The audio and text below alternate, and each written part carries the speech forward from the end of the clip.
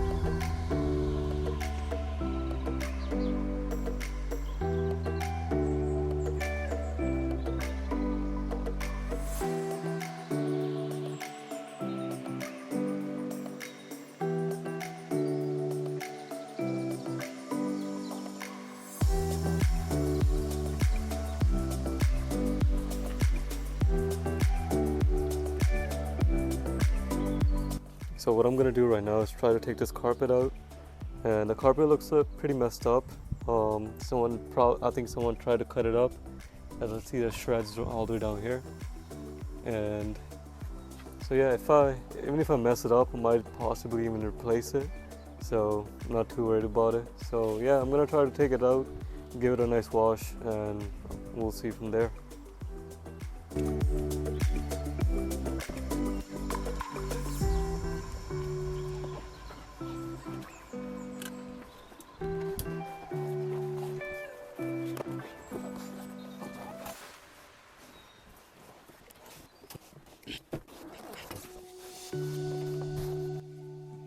Alright, so after taking the carpets out, I did find a little bit of surface rust on the floor pans. And honestly, it doesn't look that bad. I think what I can do is just pretty much take a wire wheel, clean that area up, put some self-etching primer on it.